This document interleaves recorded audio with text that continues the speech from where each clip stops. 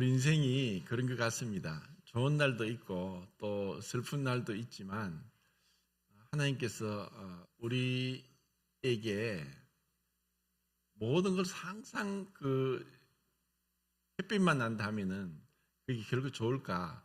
저는 뭐 중동에 가보진 않았지만 그 중동 그 열사의 사막은 기온이 몇 도인지 알죠?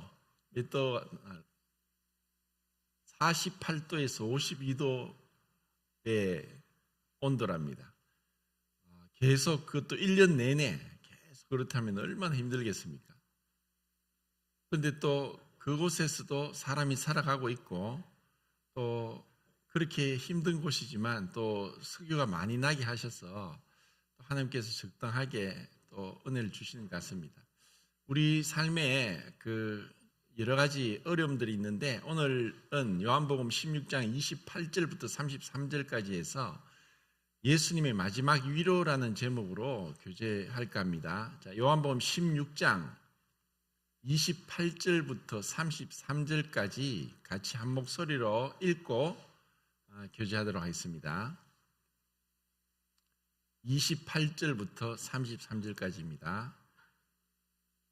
시작.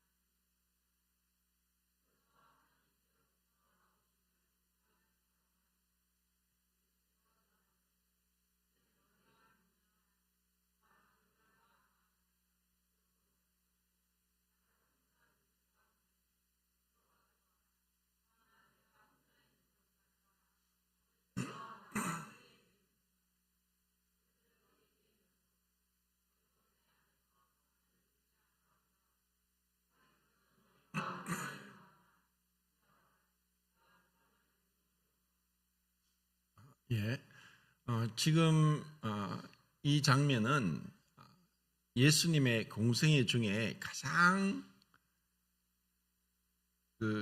힘들고 어려운 시기입니다.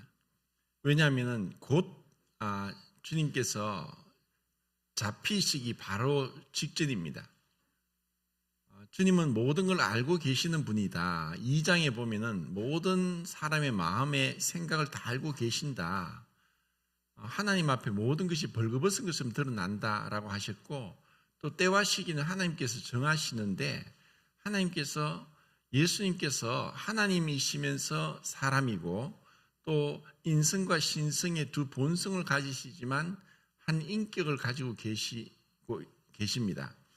그런데 어떨 때는 신성의 모습으로 어떨 때는 인성의 모습으로 나타나신 것이 아니라 공생의 기간 동안 또 마리아의 몸에서 처녀의 몸에서 성령을 잉태되시면서부터 끊임없이 그 인성을 가지고 사셨다고 생각하셔야 됩니다.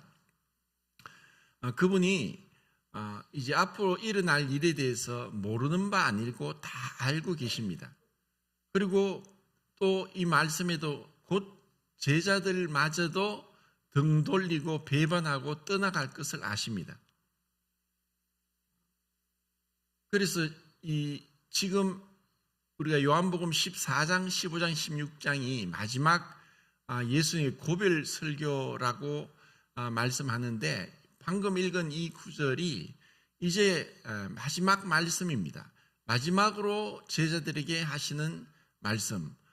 그런데 그 이후에 닥칠 그 십자가의 고난은 우리 인간으로서도 견디기 힘들고 도저히 그것은 감당치 못할 그러한 무거운 짐이라고 생각하지만 예수님한테는 거룩하시고 완전하시고 하나님이시고 또 완전한 의로움 가운데 계신 그분께서 마치 죄인과 같이 가장 인간으로서 비참하게 처절하게 가장 수치스럽게 죽으셔야 되는 그 가운데 있기 때문에 주님의 그 심적인 인간 우리와 동일한 인성을 가지신, 배고프시고 또 졸리시고 또 피곤하시고 그 힘드신 그 인성을 가진 그 예수님께서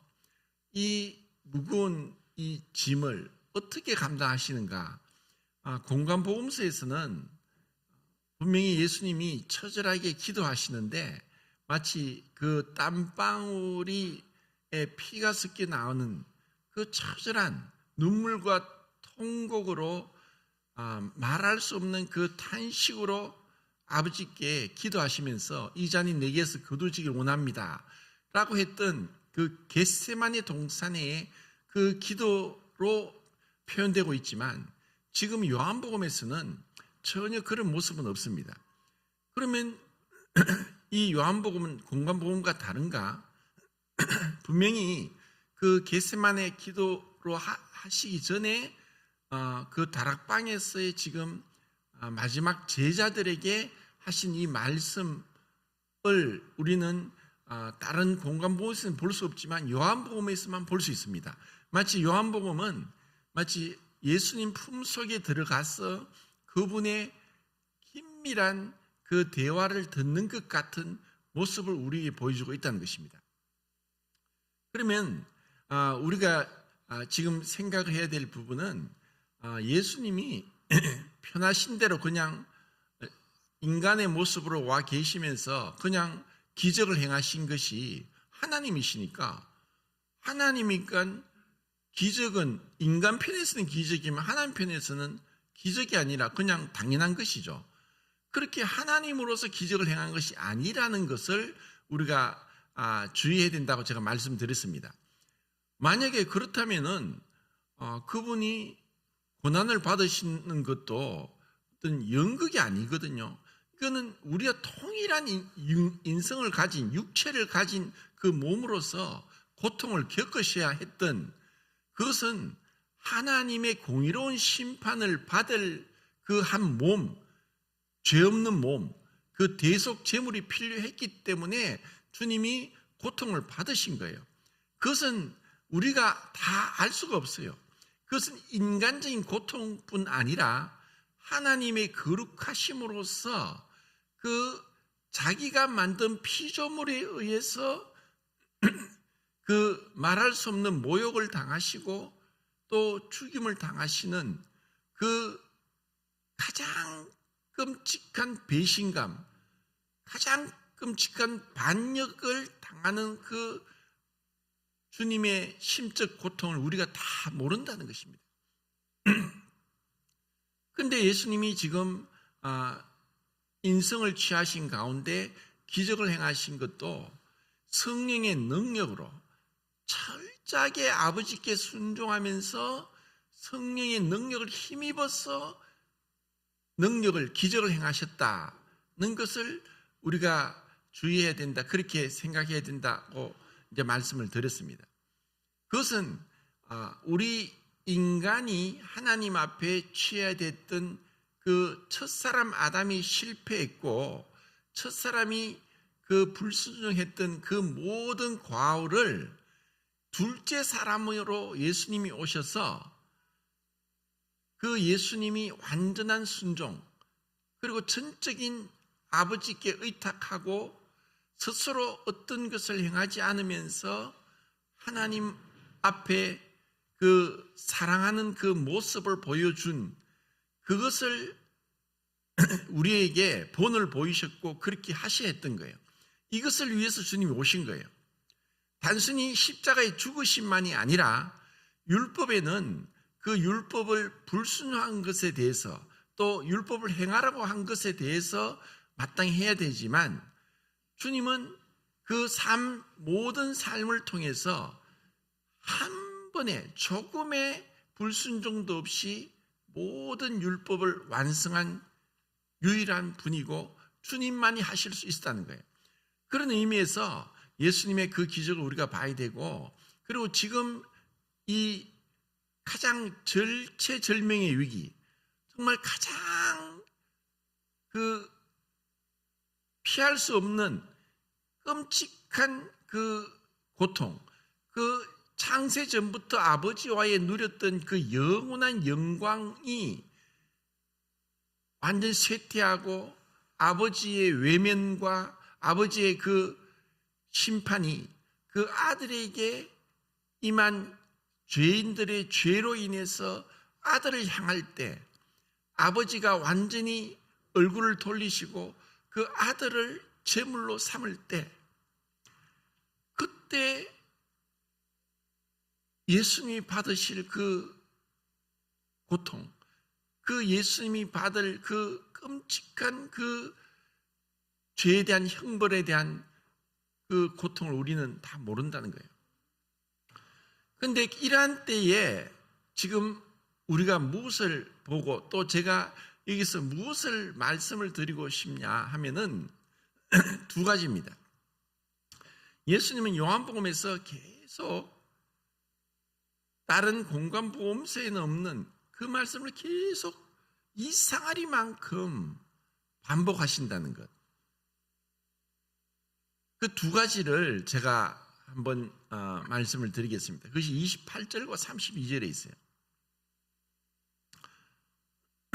그리고 이것을 주님이 우리에게 보게 하시고 우리도 이 세상에서 살면서 이렇게 화창한 날씨도 있지만 궂은 날씨도 있고 비 오는 날도 있고 추운 날도 있고 우리에게 어떤 일이 닥칠지 모르는 전혀 미래를 예측할 수 없고 불확실한 미래 가운데 살고 있으면서 우리는 닥치지도 않은 그런 문제로 인해서 염려하고 두려워하고 고통을 당하는 거예요. 그런데 예수님은 어떤 인간도 겪을 수 없는 그 고통을 하나님 아들로서 죄 없는 그 몸으로서 영광의 하나님께서 인간의 몸을 입고 오셔서 인간에게 이렇게 처절하게 버림당하고 모욕당하고 고난을 당하는 그 절체절명의 위기 속에서 어떻게 주님이 이렇게까지 표현할 수 있을까? 그 비결이 무엇일까?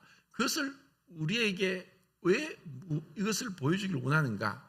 그 두 가지가 첫 번째는 예수님이 내가 아버지께로부터 와서 아버지께로 간다고 하는 분명한 그분의 그 행적에 있어서 오신 곳과 가실 곳에 대한 분명한 출발과 그 종착지를 알고 계신다는 것. 이것을 왜 자꾸 반복해 하실까? 3장 13절에서는 내가 하늘에서 왔다. 그 말씀을 공관복음서에서는 찾아볼 수 없어요. 3장 13절에 내가 하늘에서 왔다라고 그걸 말씀하시는 거예요. 그리고 그 앞에 7장을 보겠습니다. 7장.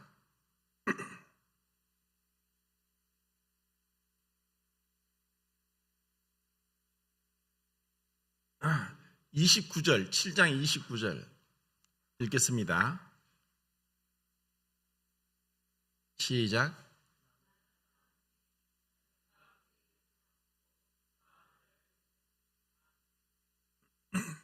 자, 8장입니다.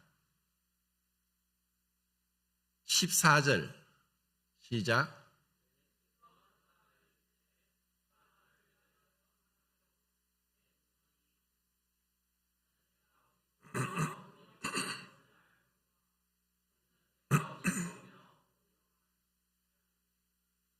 (16절) 시작.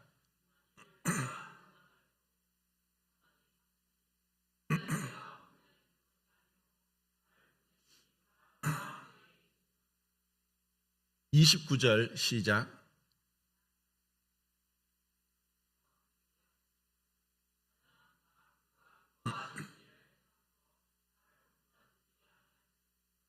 (42절) 시작.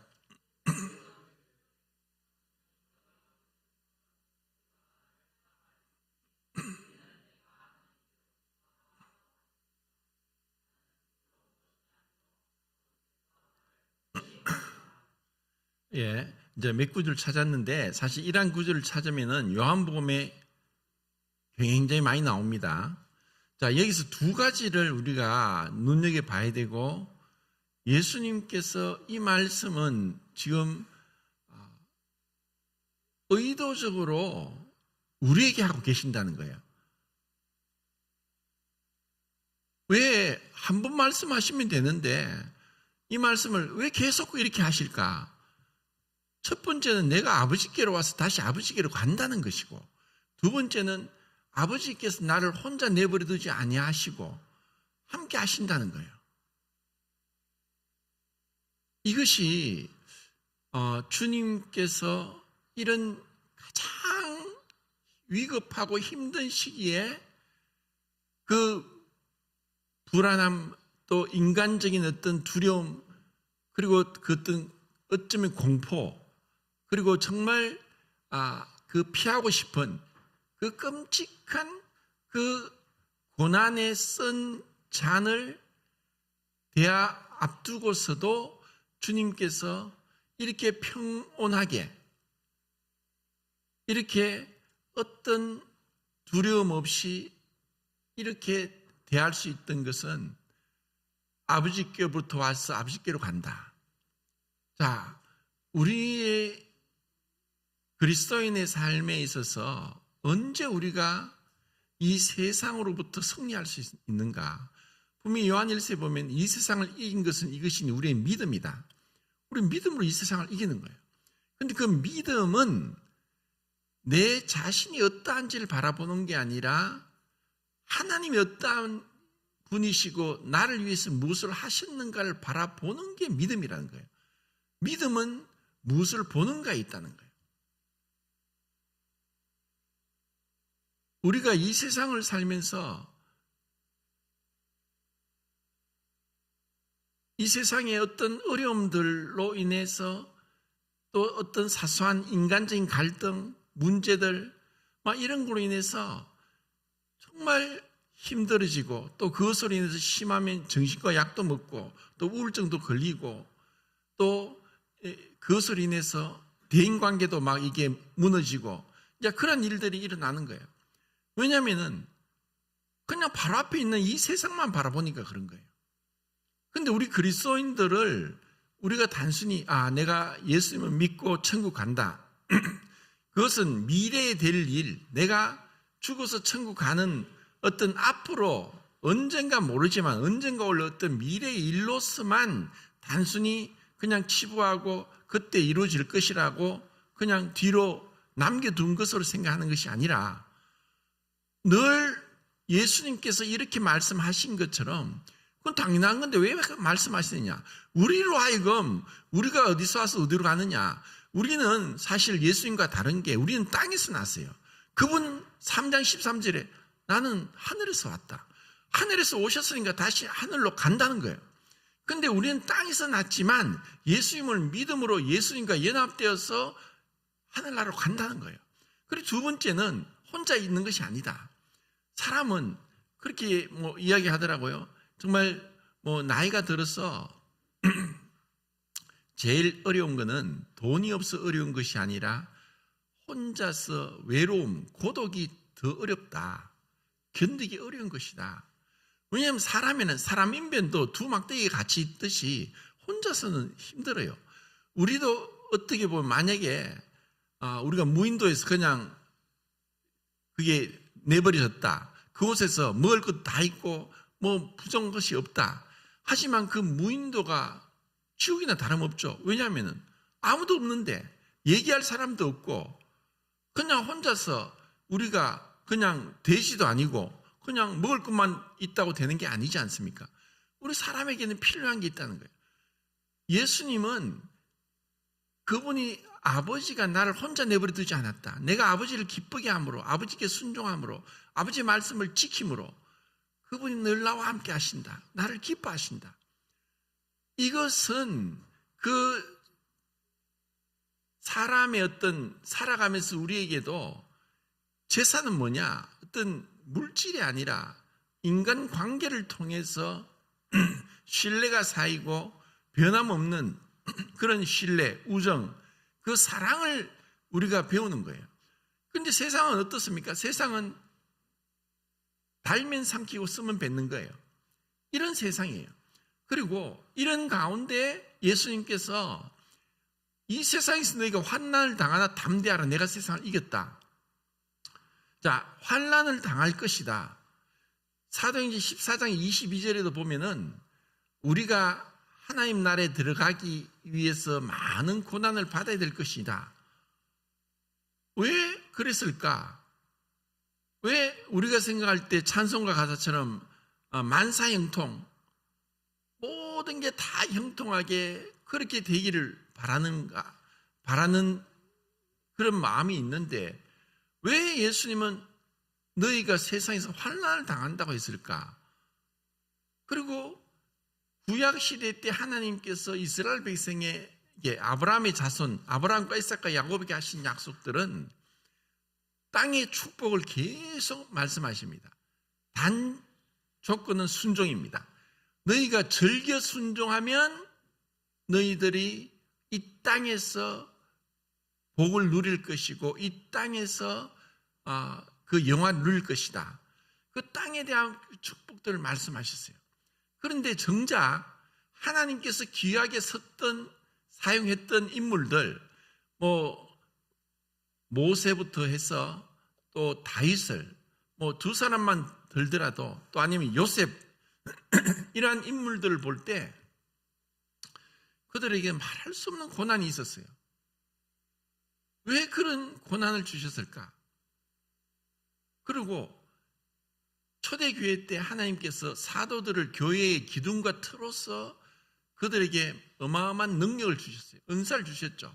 그리고 그런 능력을 통해서 기적도 행하고 병도 고침받게 하고 그리고 신약 성경도 기록하게 했고 이런 능력을 주셨는 그 사도들을 하나님이 어떻게 대하셨느냐?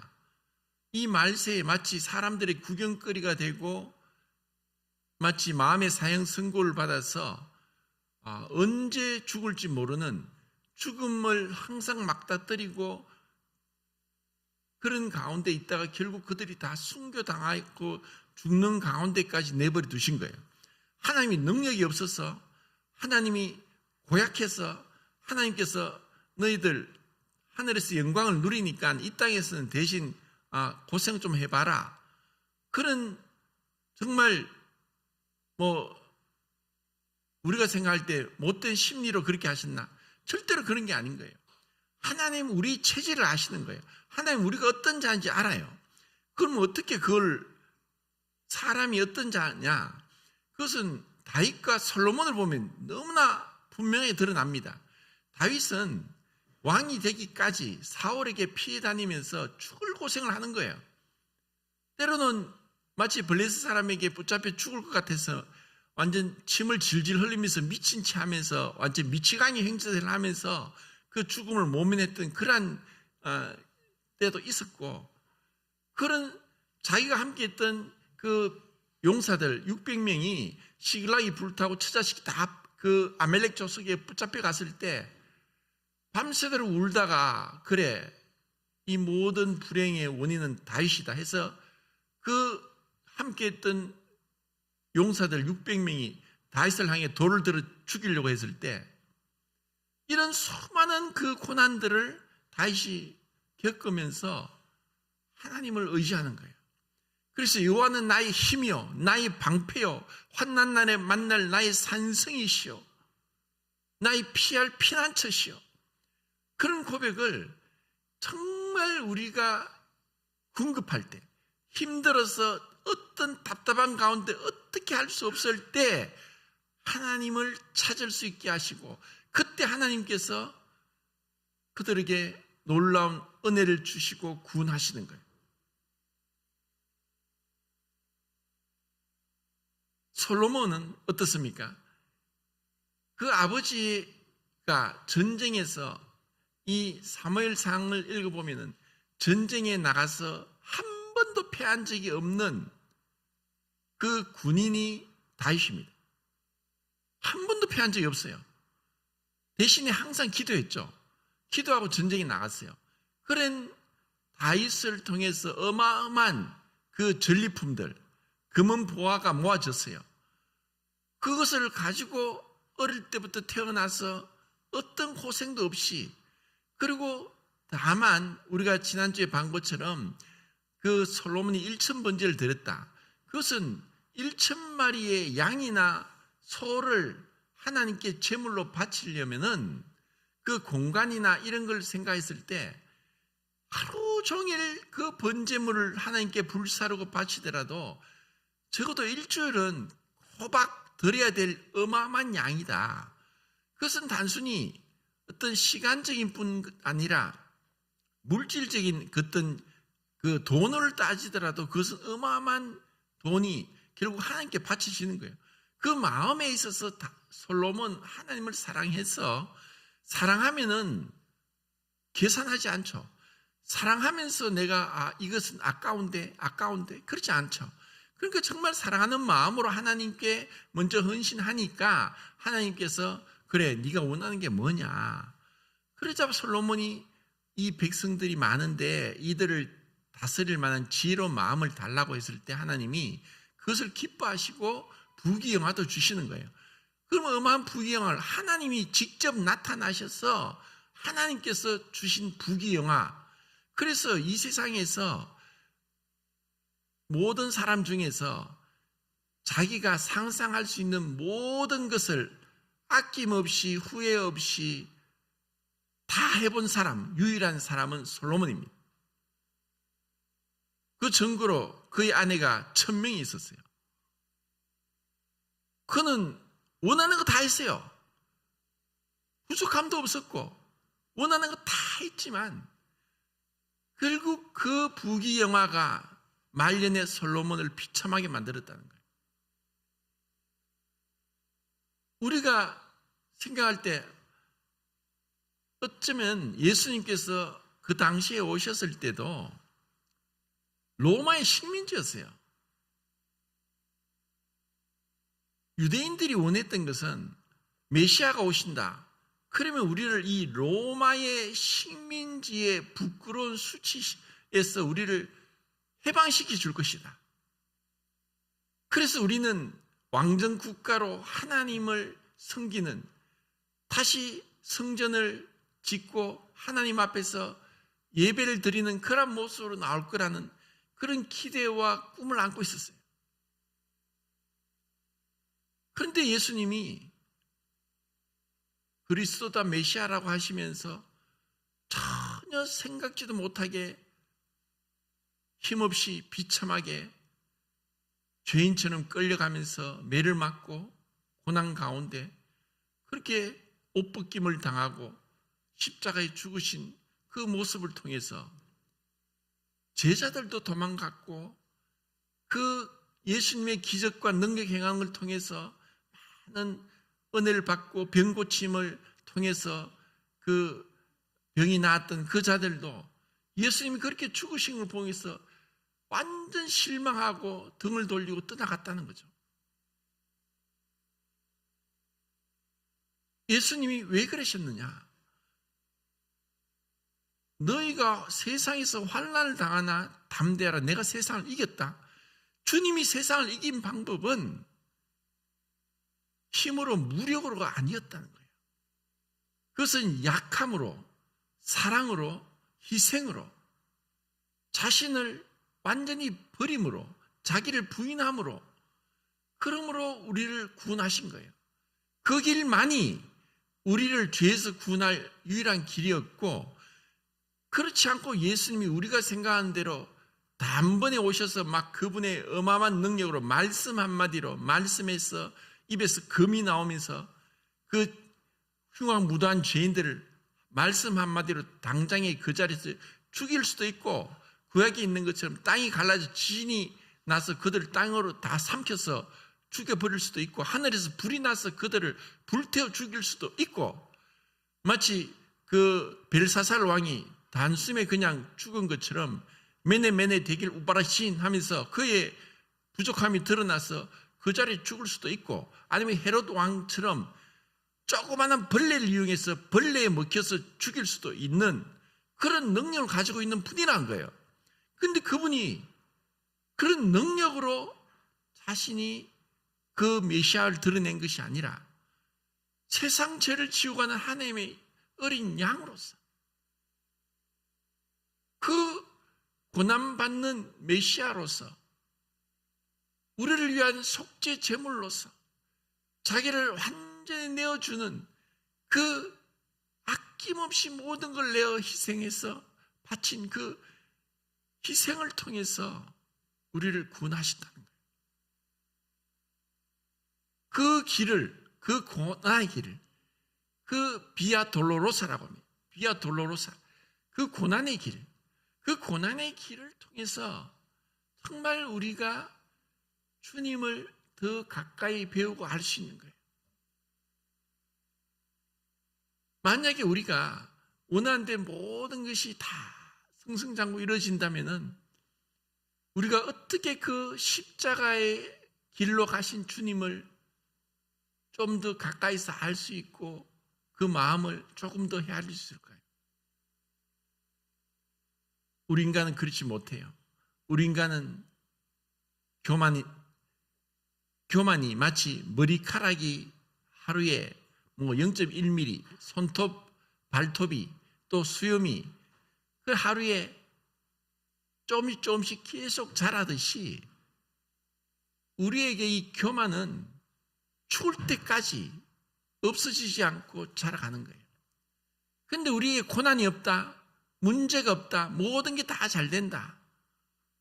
은근히 우리는 마음이 높아지고 그리고 마치 하만과 같이 자기 때문에 자기가 가장 높임을 받아야 된다는 걸 착각 속에서 이 모든 것이 하나님의 은혜로 하나님께서 주신 것인데도 불구하고 자기가 잘나서 된 것 같은 착각 속에 빠질 수 있다는 거예요. 이게 인간이란 거예요. 하나님 이런 인간을 아시는 거예요. 그래서 하나님은 우리 하나님께 쓰임받는 그러한 귀한 하나님의 사람, 하나님의 그 사역자들에게 고난을 주시는 거예요.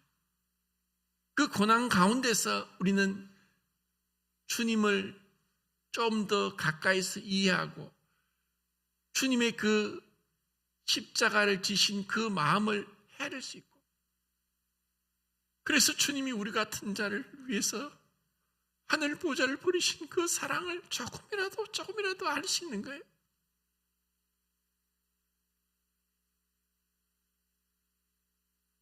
주님이 우리를 얼마나 사랑하시는가. 주님이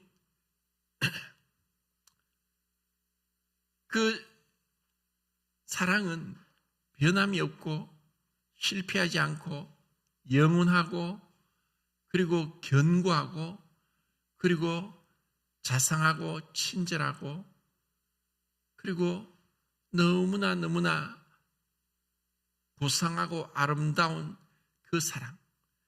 이 세상에서는 절대로 알 수 없는 이기적이고 죄악되고 자기중심적이고 세속적이고 또 물욕에 가득 차서 자기 마음과 육체의 욕심 가운데 끌려가는 사람들은 이 숭고한 사랑, 자기를 내어준 사랑, 하나님 보좌를 버리고 이 땅에까지 그 비천하게 낮아지신 그 예수 그리스도의 그 겸비하심을 어떻게 알겠어요? 할 수가 없어요. 우리는 하나님 사랑을 얼마나 압니까? 하나님 우리를 사랑하시죠. 그냥 쉽게 말할 수 있는 그 사랑일까요? 정말 영혼 없는 말을 사람들이 내뱉듯이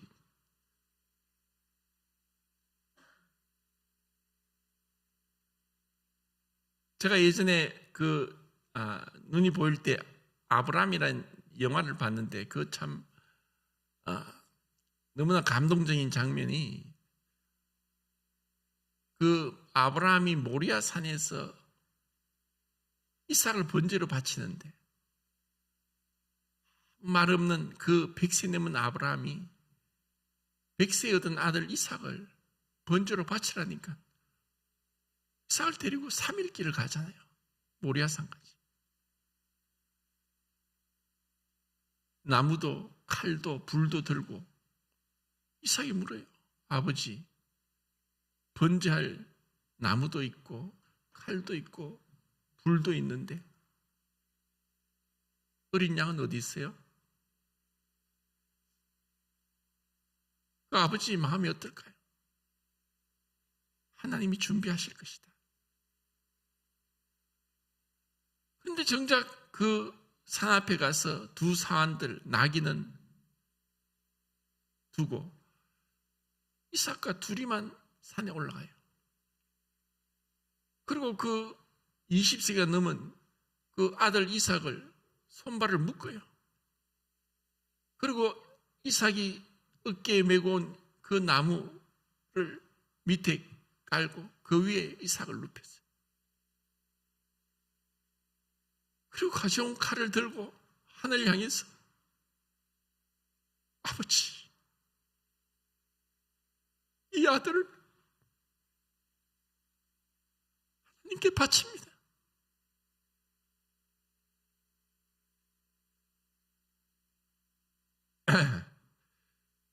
사실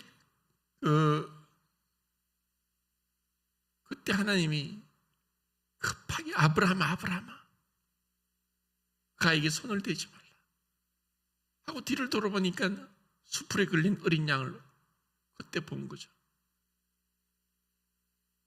그리고 그때는 아브라함 이삭을 주지 않았지만 하나님 아버지는 그 아들을 십자가에서 죽이신 거예요.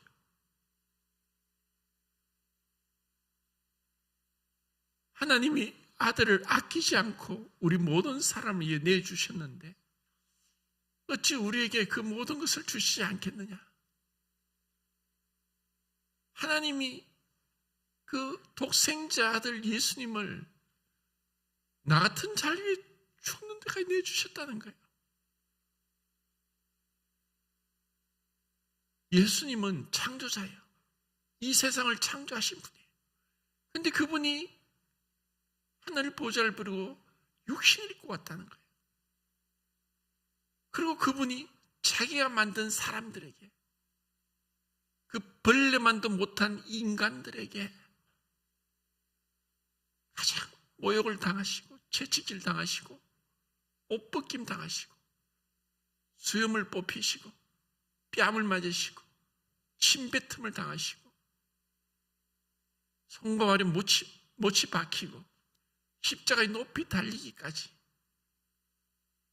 그 그리스도의 사랑, 우리를 위해서 아낌없이 주신 그 사랑 때문에 우리가 구원받은 거예요. 그래서 우리가 주님을 따라가는 것은 주님 가까이 가는 거예요.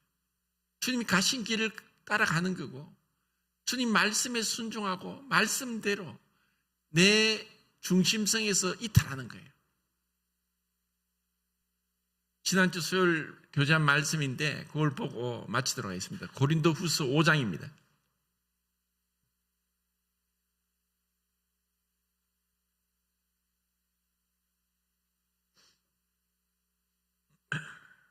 (14절) (15절)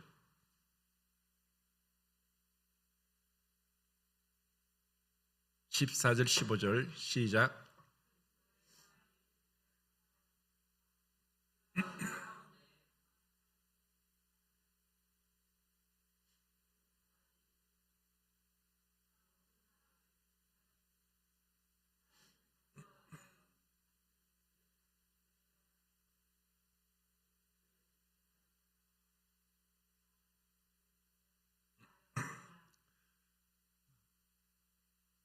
그리스도의 사랑이 우리를 강권하신다. 우리의 신앙, 믿음의 중심은 사랑이에요. 갈라디아서 5장 6절에는 사랑으로 역사한 믿음이라고 했어요. 그 사랑 때문에 우리가 믿음으로 사는 거예요. 그 사랑에 감동되어서 그분이 나를 위해 죽으셨기 때문에 그 사랑에 감동되어서 이제 내가 내 자신을 위해 살지 않고 주님 위해 사는 거예요. 결국 주님을 위해 사는 것은, 왜 사람들은 이 사랑을 모르니까 불행하죠? 왜? 자기가 다 중심이 되어서 자기가 원하는 대로 자기의 욕심에서 못 벗어나기 때문이거든요. 우리는 이미 그리스도와 함께 죽은 자예요. 이제 우리가 사는 것은 그리스도께서 우리를 위해 죽으셨기 때문에 이제 우리가 우리 자신을 위해 살지 않고 우리 죽었다가 다시 사신 그 주님을 위해 사는 그것이 사랑이에요. 사랑이란 것은 내가 중심이 되어서 내 여분의 힘과 여분의 물질과 여분의 시간을 다른 사람에 주는 것이 사랑이 아니라 내 전부를 주는 게 사랑이니까. 그런데 그 세상 사람은 자기가 중심이 되어서 사랑하려고 하니까 늘 실패하는 거예요. 누가 내 자신을 만족시켜 줄까요? 아무도 없어요. 오직 예수 그리스도밖에 없다는 거예요. 그분만이 정말 바보 같은, 아낌없는, 완전한 희생적인 자기의 모든 것을 내어준 것으로 사랑을 우리에게 보여주신 거예요. 그래서 우리가 사랑을 깨달은 거죠. 그래서 우리도 다른 사람을 위해서 헌신할 수 있는 거예요. 섬길 수 있는 거예요. 어제 제가 부산 연제교회에서 영남 장로 모임을 했는데 이주민 선교 사례 보고를 했어요. 6분이 지금 우리나라에 외국인이 300만 명이 들어와 있어요. 이제 곧 있으면 500만 명 되고 또 좀 있으면 1000만 명까지 늘어난대요. 전 세계 190개 나라에서 외국인 유학생과 근로자들이 와요. 그리고 전에는 일정 기간이 되면은 비자가 만기돼서 돌아가야 되는데, 워낙 우리나라는 다른 나라와 다르게 외국인과 국내인의 임금이 똑같아요. 그러다 보니까 외국인들이 와서 이 개발도상국에 있는 나라들, 동남아시아나 아프리카나 남미에 있는 사람들이 근로자들도 오고 유학생으로 와요. 그리고 또 유학생들 중에서 특별히 전문대 같은 경우는 돈 벌러 온대요. 20%는 공부하고 80%는 알바를 해서 돈을 번대요. 그리고 학교에서도 그걸 안 돼요. 그들이 없으면 학교가 운영이 안 되니까. 돈 벌러 왔다는 걸 알기 때문에 그게 맞춰서 교과 과정을 이렇게 편성을 한다는 거예요. 그런데 이제 법이 바뀌어서 그들이 와서 자녀를 낳으면은 이 자녀들이 고등학교 될 때까지 그 비자가 만료되더라도 불법 체류가 아니고 정당하게 우리나라에 남아서 일을 하거나 공부할 수 있게 했다는 거예요. 우리나라 인구가 워낙 주니까, 워낙 저출산이니까. 그렇지 않고는 우리나라가 기본으로 한 여자가 2.7명인가 2.1명을 낳아야만 그 나라가 미래가 존속되는데 지금 우리는 한 명도 안 낳으니까 이게 미래가 없는 거예요. 그래서 지금 외국인들이 들어오는 거죠. 그들을 향해서 복음을 전하는, 말도 안 통하는데 그들을 그냥 내가 받은 주님의 사랑을 전해주고 맛있는 거 대접해주고 같이 놀아주고, 그러면서 그들의 마음이 열려서 예수를 믿고 구원받고 그들이 예배를 드리고, 그런 모습들을 볼 때 우리가 주님을 위해 사는 것, 우리가 그렇게 주님을 위해 살기를 정말 바랍니다. 그 사랑에 감동되어서 우리가 주님 앞에 갈 때까지 그 온전한 사랑을 우리가 삶 가운데 실천하면서 주님을 닮은 그런 삶이 되길 바랍니다. 이상입니다.